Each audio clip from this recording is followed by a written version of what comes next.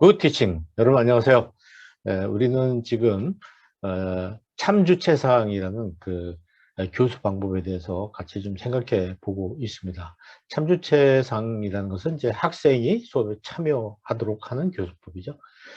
그리고 이제 주도학습이라는 것은 학생이 그 수업에 여러 가지 그 주인 역할을 하면서 수업을 이끌어가도록 하는 방식이죠.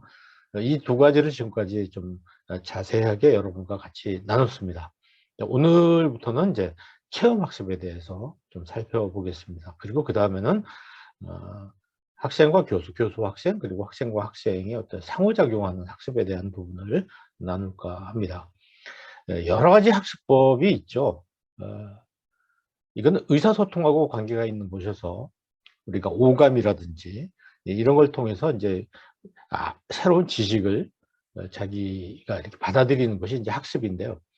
읽는 방법이 있습니다. 책을 읽는다든지 문서를 본다든지 하는 자기 눈을 통해서, 뇌를 통해서 새로운 정보와 지식을 머릿속에 집어넣는 것이 이제 읽는 것이죠. 이제 그런가 하면 또 듣는 것이 있습니다. 듣는 것. 듣는 것은 귀를 주로 이용해서 듣고 기록을 한다든지 그런 것입니다. 보고 듣는 것도 있죠. 주로 이제 이렇게 눈으로 보면서 또 귀로 들으면서. 그럼 이제 지금까지 말씀드린 이 세 가지가 주로 우리가 수업에서 많이 사용하고 있는 강의 중심의 수업에서 많이 사용되는 것이죠. 학생들은 자기 스스로 책을 읽는다든지 이렇게 공부할 수 있고, 또 어떤 다른 사람의 강의 내용을 듣거나 또 들은 것을 기록한다든지 하는 학습법이 있겠죠. 또 보고 남이 뭐 하는 것을 구경을 한다든지 본다든지 또 듣는다든지 이런 텔레비전 시청한다든지 하는 게 시청각적인 방법을 통해서 정보를 또 지식을 자기 안으로 받아들이는 그런 방법이 있을 겁니다. 근데 그걸 뛰어넘어서 이제는 내가 직접 말을 해보고요. 내 생각을 꺼내서 겉으로 표현하는 거죠. 이 말하는 거에는 뭐 쓰기도 있을 수 있습니다. 자기 생각을 글로 표현하는 것이죠. 그리고 자기가 직접 해보는 거죠. 말하면서 해보는 방식이 있습니다. 이게 앞에 세 가지 방식하고 뒤에 두 가지 방식은 굉장히 차이가 여러 가지 면에서 납니다. 뭐 언뜻 보시기에 앞에 거는 보면 좀 자기 중심으로 자기가 굉장히 수동적으로 하는 것이고, 뒤에 있는 것은 내가 주도적으로 내가 직접 해보는 그런 것을 이렇게 보여준다고 우리가 생각해 볼 수 있겠죠. 그래서 이런 지금 말씀드린 것들을 조금 더 구체적으로 말씀드리면, 제일 밑에 보면 책이나 문서를 읽는 것이 있습니다.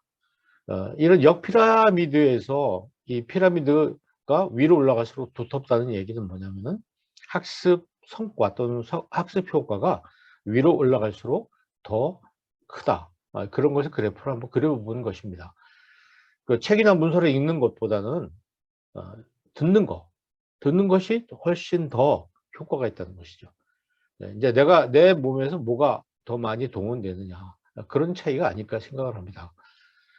그래서 이제 어떤 교수님의 강의를 듣는다든지, 그 다음 단계가 뭐냐면 사진이나 이미지 같은 것을 구경하는 것입니다. 동영상을 본다든지 그림을 보여준다든지, 지금 제가 여러분에게 이렇게 보여드리듯이 도표 같은 걸 만들어서 그래프 같은 걸 보여준다든지 시각적인 효과를 가지고 설명을 하면 상대방에게 훨씬 더 많은 것이 전달이 되고 효과가 높죠.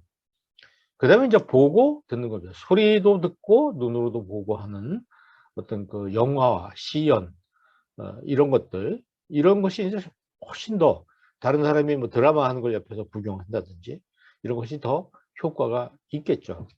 그래서 이제 밑에 하늘색 부분은 주로 내가 뭐라고 그럴까요? 이게 바깥에서 나에게 들어오는 것 중심으로 이야기를 했는데 효과가 상당히 떨어지는 것이고, 중간에 있는 것은 이제 효과가 상당히 좋은 것이죠. 관찰학습이라고 얘기했는데, 뭔가 누가 하는 것을 내가 이렇게 보면서 간접 체험을 한다고 볼 수가 있습니다.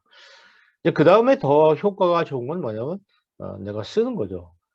직접 어떤 내용을 간추려서 자기가 어떤 그 문장을 만들어 보고 리포트를 만들어 보고 하는 그런 것이 이제 그 다음 단계입니다. 물론 이것을 이제 말로도 표현을 하는 과정이 또 있죠.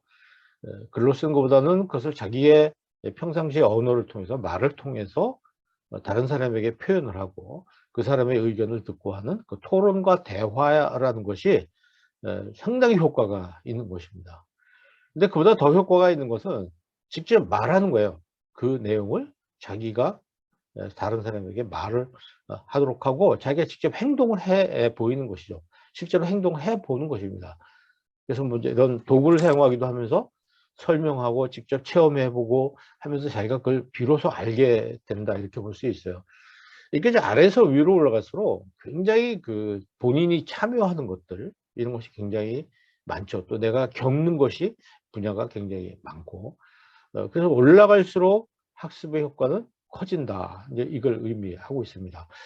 그러니까 오늘 이제 이 단원에서 제가 강조해 드리고 싶은 것은, 우리가 학교에서 주로 이용하는 교육 방법 또는 학습 방법이라는 것이 상당히 효과가 없는 이 파란색 부분, 하늘색 부분에 치우쳐 있지 않은지 생각해 보자는 것입니다. 그것을 중간 지점, 그리고 훨씬 더 높은 녹색 지점으로 더 올라가도록 하는 것이 이제 앞으로 우리가 생각해 봐야 될 굉장히 중요한 대목입니다. 학습의 효과는 기억입니다. 얼마나 그것을 자기가 자기 안으로 받아들여서 오랜 동안 저장했다가 필요할 때 그것을 다시 꺼내 쓰느냐 하는 것이 바로 학습의 효과라고 볼 수가 있는데, 지금 보신 대로 그 다양한 방법들을 통해서 그 기억되는 정도는 다르다. 그래서 데일이라는 사람이 이것에 대해서 굉장히 많이 연구를 했어요. 여러분들이 구글이나 이런 데 들어가셔서 데일을 한번 쳐보시면, 이 원추, 경험의 원추라고 또 이렇게 얘기를 하는데, 이 경험의 원추가 다양한 방법으로 그림이 그려져 있고 표현이 되어 있습니다.